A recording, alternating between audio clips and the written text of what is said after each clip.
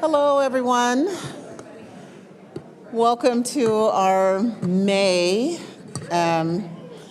campus. This is a campus update. So remember, our pattern is 1 month is an update, and the other month is sort of drilling down into a substantive issue.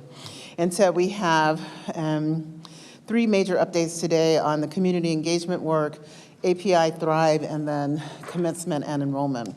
So before we begin, we always start with our land acknowledgement. We recognize that all of us at UW Tacoma learn, live, and work on or near the ancestral homeland of the traditional territory of the Puyallup tribe. As people on this occupied territory, we have a responsibility to acknowledge the land, the ancestors who have cared for this land since time immemorial, and all our indigenous connections today. We also have a responsibility to acknowledge the history of dispossession and forced removal that have allowed for the growth and survival of this institution. In light of this history, let us take active efforts to partner with our indigenous community members and neighbors as we continue our work together as a community of learners, leaders, and educators. And I am so thrilled to give you an example. You all know that when our former tribal liaison left, we split the position into 2. And we were fortunate to get Ken Tuckville, who I thought I saw him come in, as our sort of student-facing, there he is, as our student-facing person. And then we have been interviewing to identify someone who will work with tribes so that we can do more MOUs with more tribes in Washington. And so we were very fortunate to make an offer to, and he has accepted. The tribal liaison from Green River is going to be joining us after their graduation. So we are very excited about that. And we met yesterday with our tribal advisory board, and we have just an incredible body of work to do. And so I'm hoping that all of the campus will be engaged with us as we do that work. But Ken and Leander will be leading that work. So. And I also like to always start by reminding us of, what we're working towards, and that is closing some of the gaps for our students, especially our equity gaps in our retention and graduation rates. These numbers haven't changed since our last meeting, but I do like to always have them so that we know where we are. You all know that we are an urban serving university, and a large part of that is our community engaged work. And we have a Carnegie classification to that, for that work. And it's time for us to renew that Carnegie classification, which I see Dr. Madar is there in the back. Yes, he has been leading this work for us and helping us to get ready for the Carnegie resubmission. So with that, I think I'm going to invite Anna Eid, is that right, to come up and give us an overview of where we are.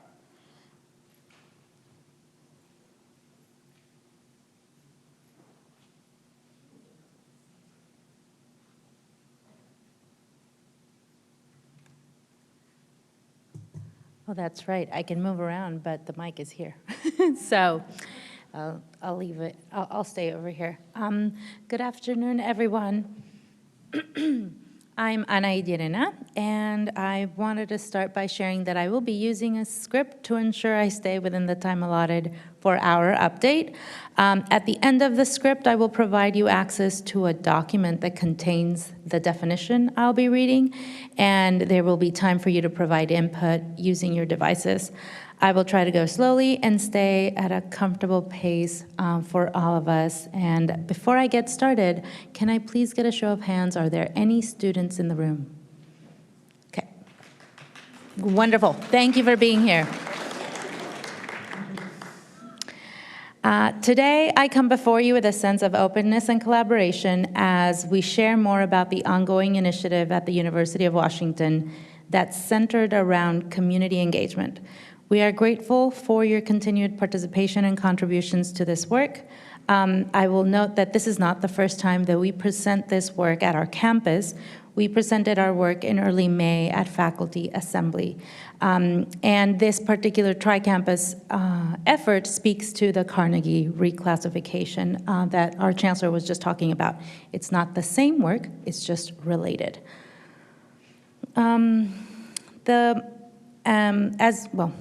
There are several priorities that the community engagement work group, which is listed, the images are of the people that are in the community engagement work group, have identified for those of us working on the tri-campus initiative.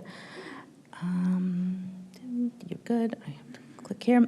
Specifically, they identified 5 priorities and grouped the faculty working on these priorities, the faculty and staff working on these priorities, into 3 teams. The first team consists of Priority 1, the community engagement definition and blueprint.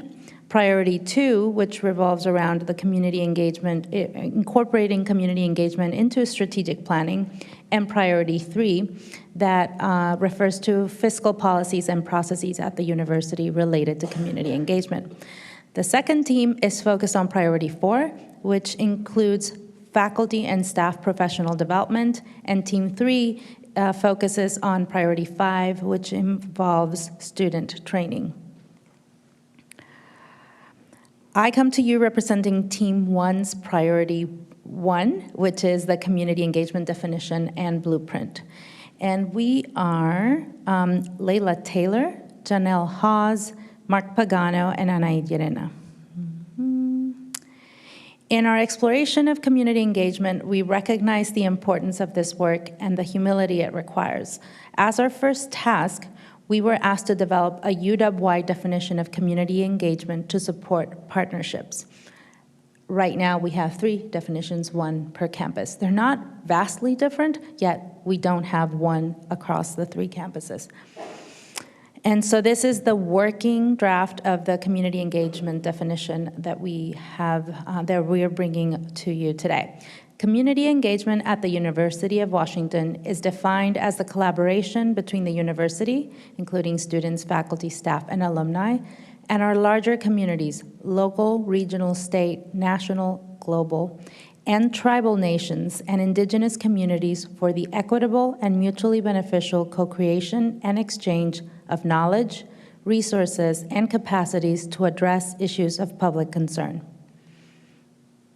Our collaborations are grounded in cultural humility, reciprocity, co-identified questions, responses, and approaches to assessment, collaboratively developed accountability, and are asset-based and iterative, where community partners' strengths, skills, diversity, and various forms of knowledge are centered, valued, and honored. Our community engagement aims to benefit our community partners and the university through shared sense-making by addressing critical social issues, decolonizing the university and higher education institutions, and/or contributing positively to our communities. For community partners, benefits may include transformational justice, building flexible and meaningful relationships, sparking inspiration among community members, informing responsive service to the community by the university. The university may benefit by enriching scholarship, research, and creative activity, and enhancing curriculum, teaching, and learning, while strengthening and developing cultural competencies and moving the institution towards decolonization. This working draft is a product of collaborative efforts, yet we acknowledge that it's merely a step on a longer journey. Your insights and perspectives are invaluable in continuing to refine this definition, which is part of the reason we brought this update here to you today. So let's see, we get started. In order to contribute, you can access the file by scanning the QR code provided in the front or by typing into your browser the tiny URL at the bottom, which is tinyurl.com/UWT campus update.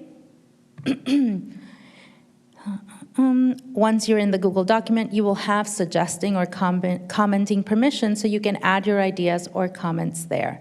For those of you completing this work using these 2 methods, please know that these will be available for you to continue editing and commenting on until Tuesday, May 28th at 11:59. And for the students in the room, We also brought a separate form that includes an opportunity to comment on the definition and a couple of questions related to their experience with community engagement. And with that, I am done with my update.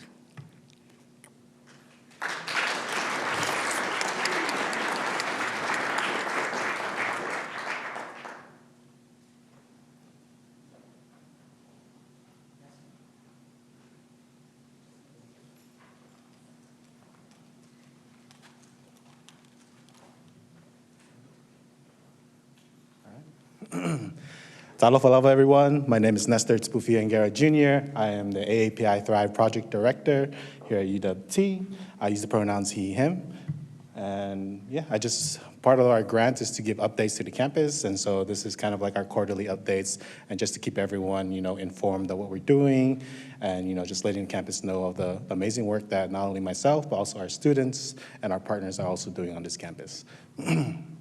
And so just a brief overview, just so folks who are new or just started or, just first time hearing about AAPI Thrive. AAPI Thrive is a $2 million on-a-PC grant that's awarded to UWT from 2022 to 2027.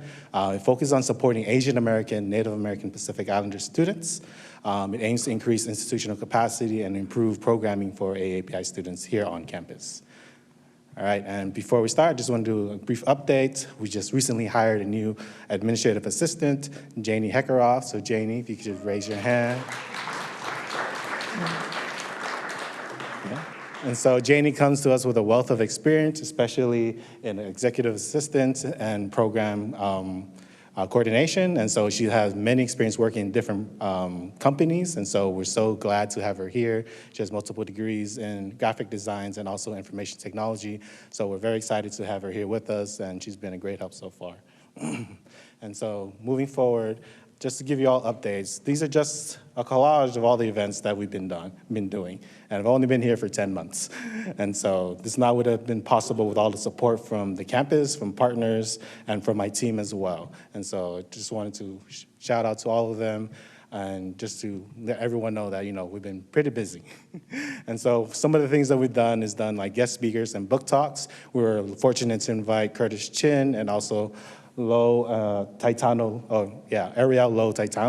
Chamorro, who came to share her book and her experiences, and so we're fortunate to have them here in the past. We've also had an opportunity to do scholarship workshops. For those who don't know, UWT is now designated as an APISF or APISA on-a-PC scholarship school, and so there's certain amounts of schools across the nation that are given an opportunity just to specifically get on-a-PC scholarships. And so this year was our first round, and I managed to hold scholarship workshops for our students who identify as Asian Americans and Pacific Islanders. And then part of the other event is our mental health workshops. And so part of our grant is to provide mental health workshops throughout every quarter for our students to share about the Asian American and Pacific Islander experience in regards to mental health. And so we were very fortunate to have Dr. Ronnie San Nicolas and also Jenny Zhao to support us with this initiative. And we're also grateful to have our students who are very involved in our mental health workshops as well. And then some other things that we've done. This year was our first ever student conference. Part of our grant requirements is to host a student conference led by students, for students, specifically on areas for Asian American and Pacific Islander experience. This is kind of like one of those campus and community events that we like to showcase and promote. And so we're very excited to host. It's a mini conference, but we managed to have about 70 students apply, or 70 students show up. We had a great event, some awesome workshops, and I just want to thank all the supporters that helped bring that conference together. We also had our first ever Lunar New Year celebration. Just wanted to highlight that as well. Great success, and thank you all for those that showed up. And also this month, we also had our bystander intervention training on how to approach and how to deal with anti-Asian hate on campus. Those are just some of the events. And so I just wanted to highlight these events because these are just, this is my first 10 months here. And then going forward, we plan to build out these events and activities for our students and also to bring that sense of belonging, not only for our Asian American and Pacific Islander students, but also for the broader student population.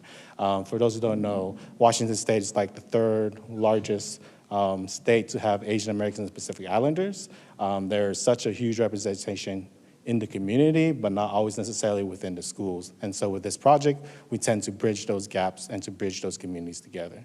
And so with a start like this, I think we're off to a pretty good start. And then last town hall, we highlighted our AAPI Thrive Scholars.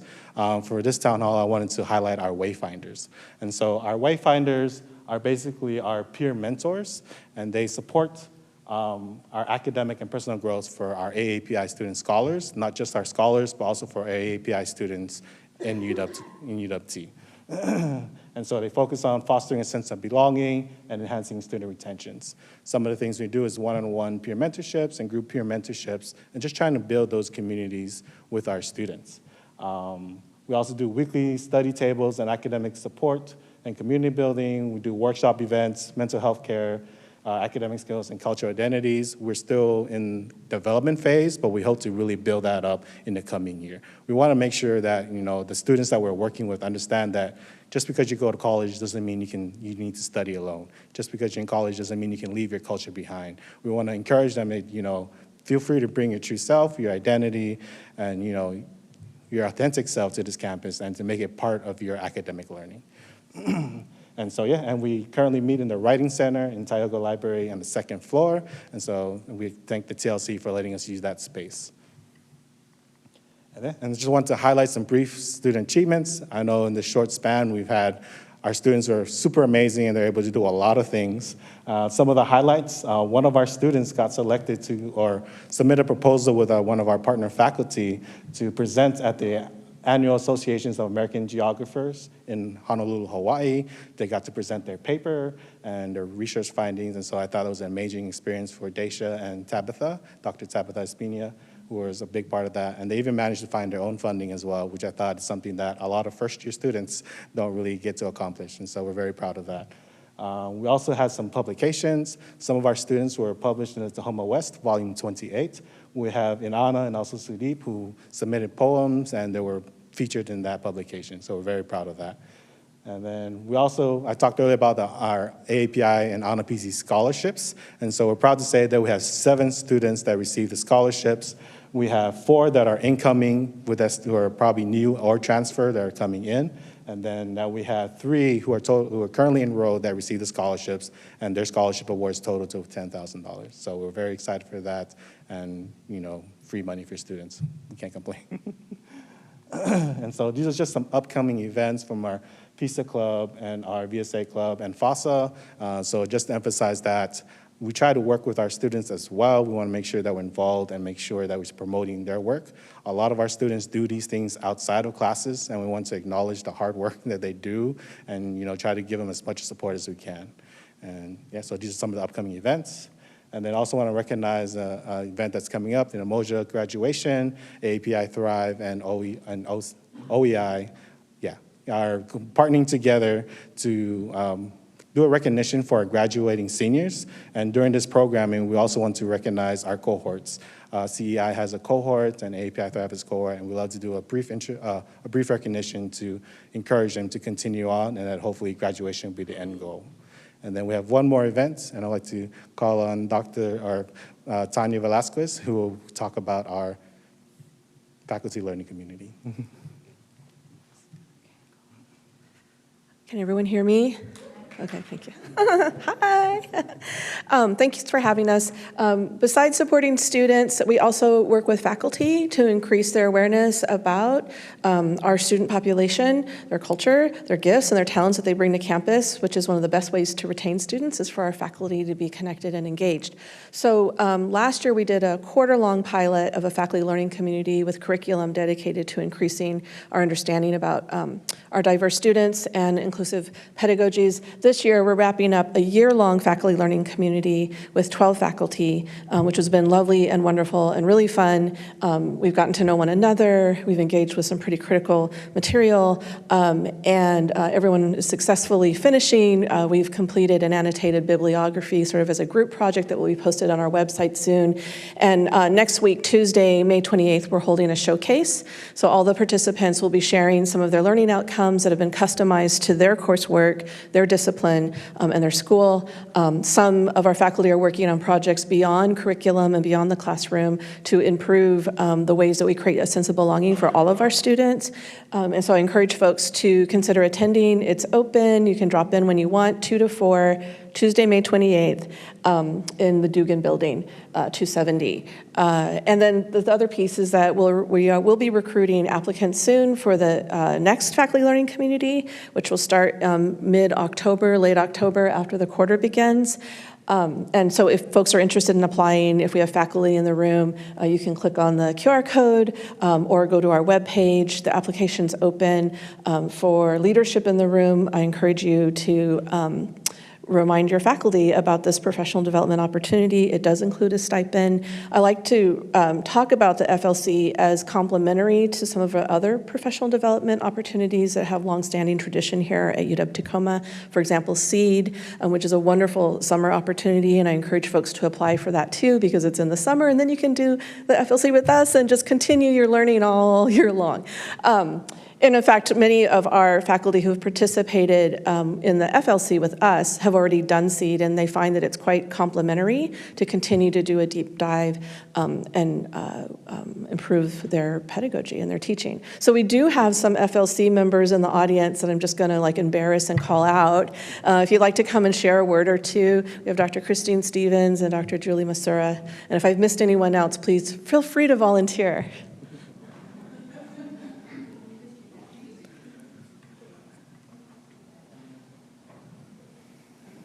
Hello, my name is Christine Stevens. I've been taking this all year. One of the things that came to mind about this is that we're learning about inclusive pedagogy, critical pedagogies, as well as culturally sustaining ideas.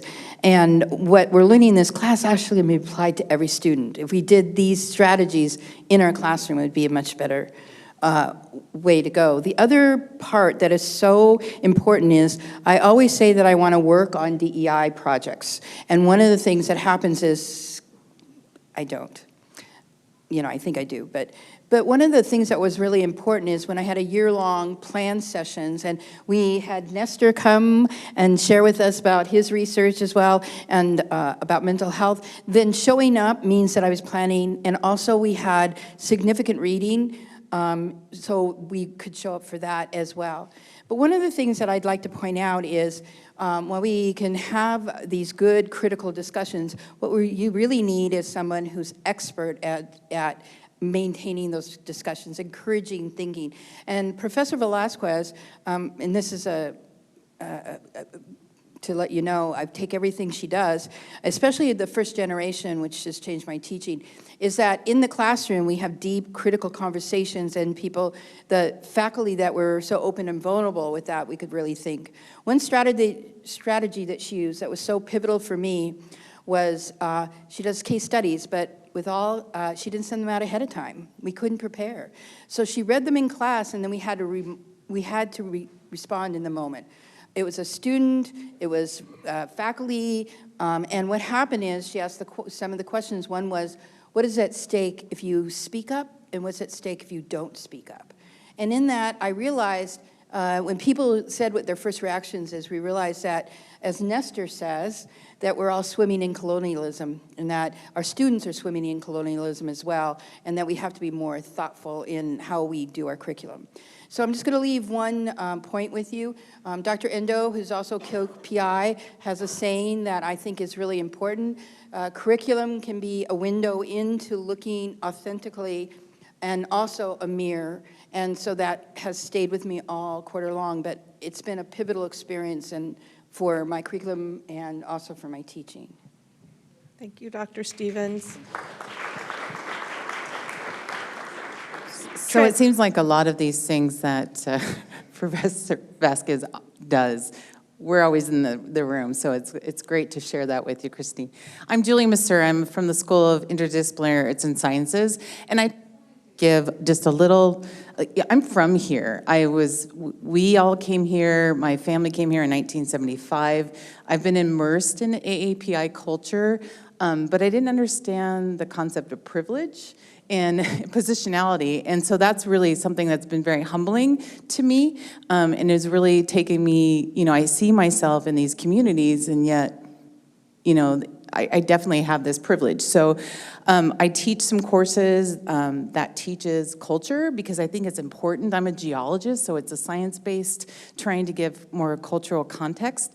But then I learned about, again, this idea of positionality and colonialism, and especially when we're talking about Hawaiian culture. I study Hawaiian volcanoes.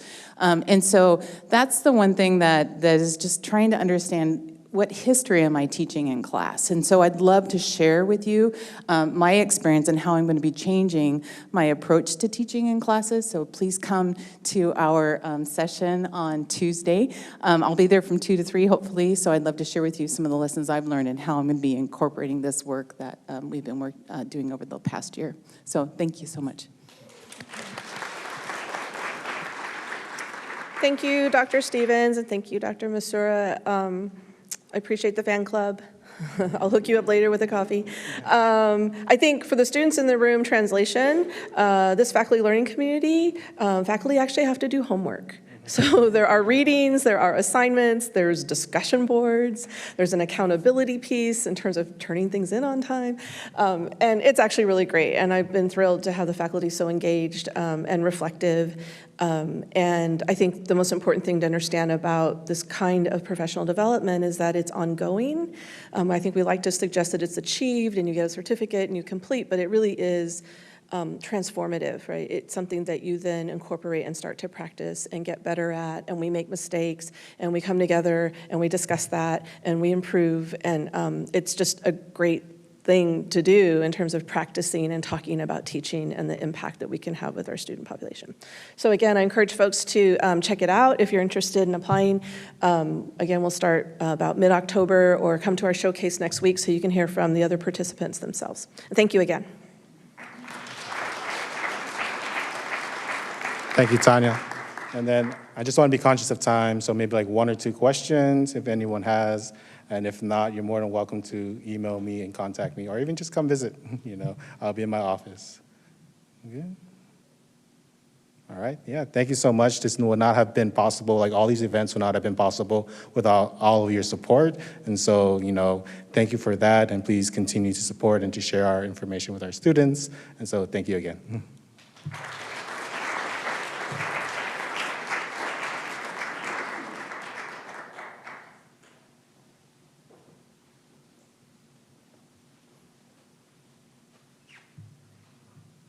So good afternoon, everyone.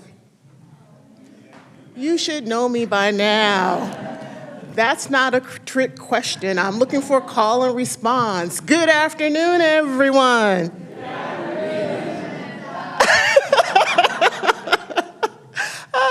Well, I'm really always excited to stand before you all and offer an update as it relates to the university and the work that we're doing in student affairs and the work across the campus. So today I have several updates, and the first one begins with commencement. So let's start here.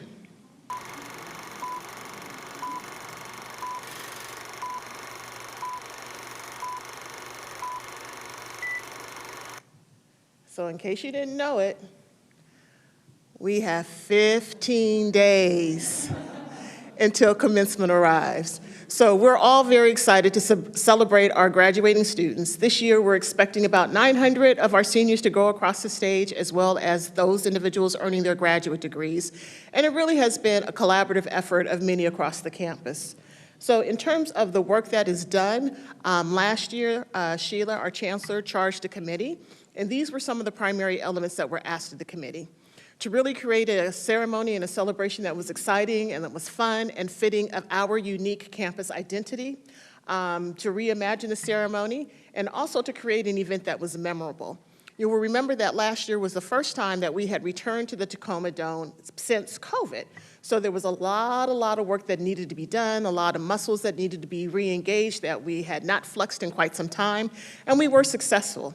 In doing that work, it was a combination of faculty and staff and students who lended their support. And since then, that committee has continued to meet, and there's a small subgroup, a logistics group, that really does a lot of the lion's share of the work.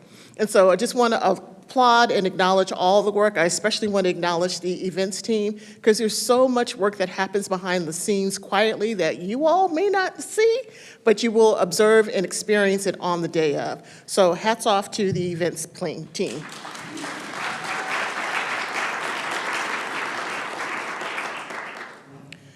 And at the last town hall meeting, I made an update regarding commencement, and there was a lot of chatter in the room. There were some recommendations and some thoughts, and have you considered this? Have you considered that?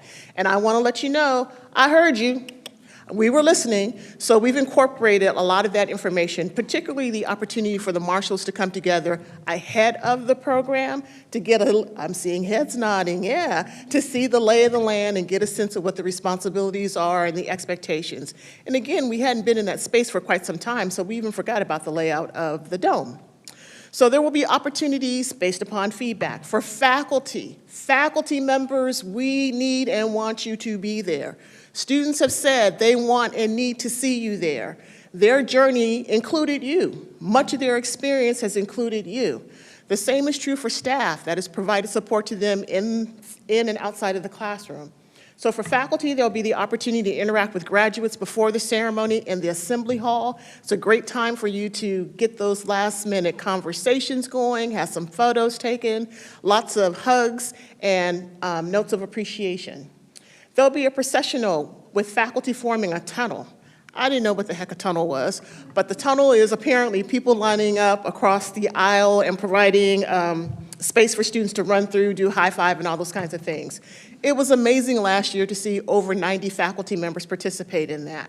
So I'm a little bit competitive, so I would love to see us meet or exceed that 90. Julie is in with me, right on, okay?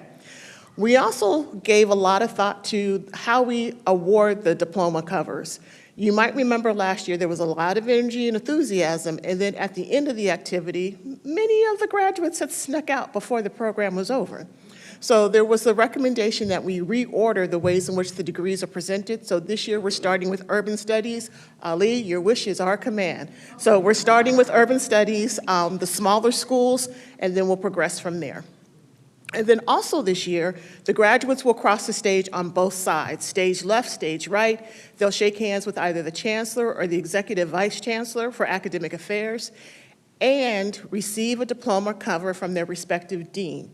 So we want all the deans to remember there is a role for you in commencement too. So in addition to being seated at the platform, as a part of the platform party, you will come down and also assist with the awarding of the diploma covers. So, volunteers are really, really instrumental in all of this work. So I thank you, everyone, in advance for everything that you do behind the scenes, up front, and personal, in so many different capacities to really make commencement happen. We don't have a commencement department. We don't have one area that's charged with it. So it's distributive, and it really involves the work of many, faculty, students, staff, and students, to create a worthwhile experience for the families and their guests. So staff, you can still confirm your participation with Ann Larson. Her email address is located here. I'm hearing they're over 100-ish, 75-ish. Yeah, that's what we're going with. Between 75-ish staff who have committed, and we're looking for more. Faculty, the same is true. I heard a figure of around 75-ish. Okay, excellent. So faculty confirmed their participation with Julie. Julie's signaling right in the back. Okay. And then at the conclusion of commencement, we will gather together, if you're interested and still have energy, join us over at 7 C's for pizza and adult beverages, all at the hosting of our chancellor. So yeah, okay, that got lots of excitement. So please, please, please, I look forward to seeing everyone at our commencement activities. It will be a really grand day and something that's been memorable for all of us. Okay. The next update relates to enrollment. So there's been a lot of discussion over this last year about enrollment and enrollment planning, and that work continues. And again, it's a community effort, so thank you to faculty and staff who've been engaged in those conversations. So where are we in terms of enrollment or projected enrollment for the autumn quarter? So here's some data hot off the press that Shannon had provided to me. So we're presenting it to you a little bit differently. So you see the number of applications that were submitted, how many they were completed, the complete rate, the admit rate, and the yield rate. We are really excited to share with you that the applications at this time are up 22%, and it's going to be a record high. We believe the number of applications submitted to UW Tacoma will exceed or be right on the edge of 4,000 applications. So that is that's huge. That is huge. Over 60% of the applicants also applied to the Seattle campus, so that suggests to us that there's a lot of energy and interest in being a part of the UW community. So students are looking at Seattle and Tacoma and Bothell, but we are increasingly becoming a destination. We're becoming a first choice for a lot of students. You heard a lot about the FAFSA debacle that happened. Sheila's really nice in the way she presented it. I'm not being so nice. It's a debacle. So in terms of the FAFSA situation, it has had an impact on students applying to college across the U.S. And so what the University of Washington has chosen to do is to change the confirmation deadline from May 1 to June 1. So students still have some time before they have to commit to us about where they are going to attend. The other thing that I want to offer is that we are seeing that the confirmation numbers are going up. And while we're slightly under where we were last year this time, it's really difficult to do a year-to-year comparison because the dates have changed.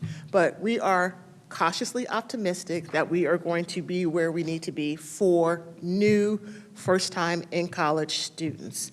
Still, there's time for students to apply. Transfers, the same is true. Transfer population, their behaviors are a little bit different than our first-year students, but on the whole, we're seeing some growth after a bit of decline. The confirmation is modest, but still higher than it has been in previous years. And as you'll see, we're up 2.9, almost 3% from last year. Applications are still filtering in from our transfer population. Graduate students, applications are down, confirmations are up. And the graduate application process is a bit different. It's decentralized, so it's not happening in the admissions office. It's happening principally in Seattle and through the schools, but we're anticipating, again, a very strong response rate, and as you see, our yield is above 50%. So what does all this mean for new students? We're not out of the woods yet.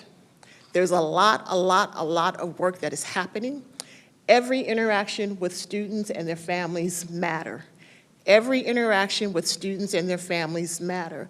When you see someone at the grocery store, you see someone at the bookstore, really want them to understand that UW Tacoma is a vibrant community where students can experience success, and all of us here are committed to them having a really worthwhile experience. Continuing students, numbers are looking pretty good right now. We're seeing that in terms of registration, it's still open, but if the trend continues, we'll exceed the number of students, continuing students returning for the fall. So all of that is really, really good news. Then a couple more things. Admitted Student Day was a success. How many of you were on campus for Admitted Student Day and or Husky Day, Husky Fest? Oh, great. Vast majority of you. So even with the rain clouds and a little sprinkle here and there were hundreds of students on campus. We had roughly 30 students who showed up who had not registered. We had families who committed that day, who deposited that day. So again, there's a lot of energy and excitement about being a part of our community. Summer financial aid has been released. Even with the challenges with regard to financial aid, we've been able to get that information out to our summer students. Continuing students will receive their aid drop around June. Jorge Martinez is the new financial aid outreach specialist in our Office of Financial Aid. He's been personally calling every single student who's applied to UW Tacoma and talking with them about their financial aid so they can get a sense of what their award package might look like or what else is needed. And then finally, just a reminder that the strategic enrollment planning will continue. We had a consultant on campus, SimWorks, Jim Black and his team. That has paused temporarily to get through the end of the spring quarter. It will pick up again at a really brisk pace in the summer, and we're looking for greater campus participation. So far so good. Now, the other item I want to share with you, I just have two other quick moments because Joe says I gotta go. This information is featured on our website, but I wanted to also show you here. So you will know these students. I hope you know these students. If you don't know these students, this is a good time for you to get to know them and to congratulate them. So we have Lexi Luna. We have Simon. Okay, round of applause. Let me start over. If you know. So Lexi, we have Simon, we have, oh, okay, individually. Janat. Got to put my glasses on. I should know their names. No, I did Simon. I'll go back. Oh, sorry, Donalyn. Vinal. Holly. And Maria. So I'm pointing this out because this has been a difficult year for a lot of our students. You might remember that this is the group of students who didn't have a high school graduation in person. They may not have had a prom in person.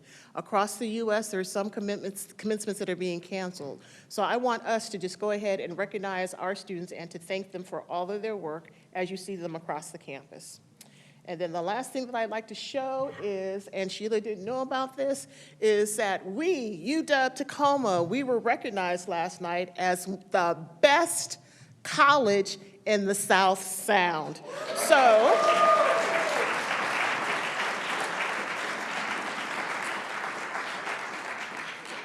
So we received a plaque, we received a certificate, and you all should give yourself a round of applause for the work that you're doing on this campus that has risen to the level that folks across the South Sound have recognized us for the ways in which we are transforming lives. So a round of applause to you, and my thanks to each and every one of you.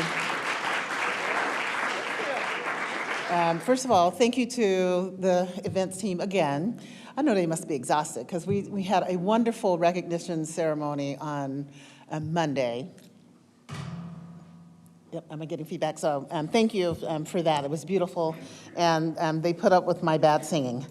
I also want to congratulate Divya McMillan and her team. We celebrated the 20th anniversary of the Global Honors Program yesterday, and it was a beautiful conference and ceremony. And then we saw Holly Wetzel up there, who is our ASUWT president. She was reelected, so the election was certified on Monday, so she will be with us for another year, and I just want to thank her for her leadership and service. And then I know that some of you have had questions about what is happening with the pantry as we're trying to grow. We have Nourish, we have the pantry, and we have the cupboard. So we are making moves to consolidate all of that under one arm so that we can have a little bit better coordination for our students. And you know, the work that Holly did and the work that Christine does, our students, I think her data was 42% of our students are food insecure. So this is a big deal for our campus to get it right. And so,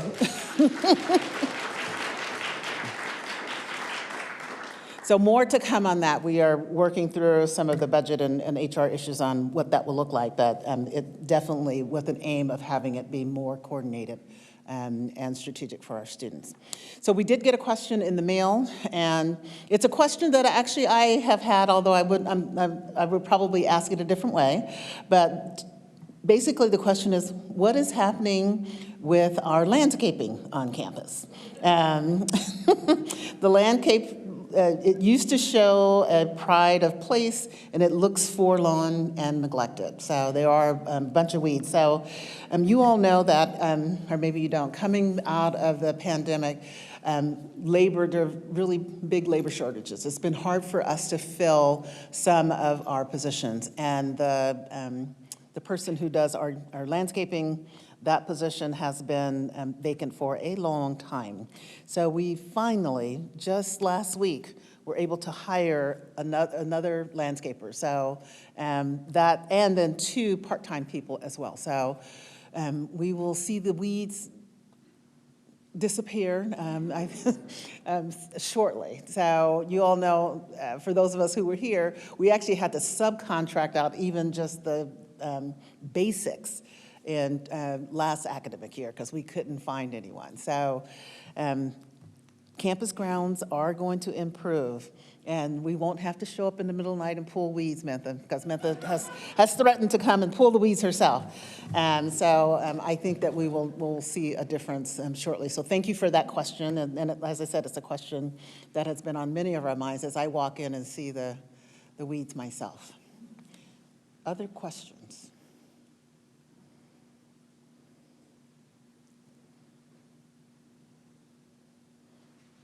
Wow. We did everything. So, I didn't ask the question. So for whom is this your first town hall or campus update? New people?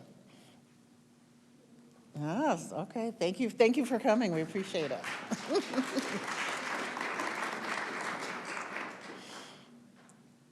Okay.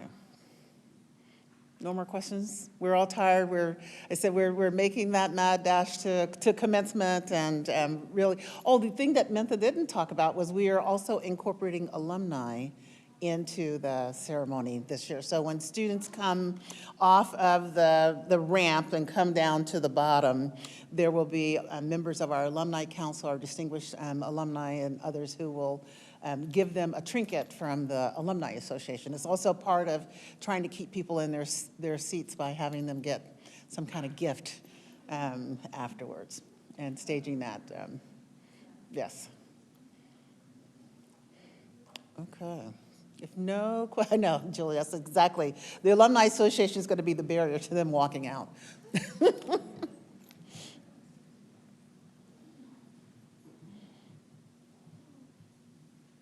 Hello.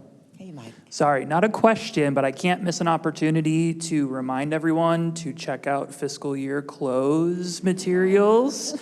We are rapidly approaching the fiscal year, and I know it's very busy right now with all of our celebrations of students and year-end recognition events and commencement, but shortly thereafter and even in between, some of our processes start shutting off. And so the last thing that we want to do is have folks not get reimbursed in time, not be able to utilize resources, and it is very similar to previous years, but it's our first close and work day. And so we sent out a message to all workday security role holders last week. Our websites are updated. We're still holding open houses and drop-ins. Please, if you have 5 minutes, I believe the next drop-in is the 29th at 10 a.m., but I'm pulling that off of the top of my head. So go to our website, it's all there, so. Great. Thank you, Mike, again, for your leadership and support as you have survived financial transformation. I told someone, I think I told you all, that when you switch to the new system, that's just the beginning of the misery. So, we did all this work up to go live, but then the real work begins after go live, and Mike and his team have just been phenomenal. So thank you for that. We still got some issues to work through, but we just appreciate you all. Okay, any other questions or comments or announcements?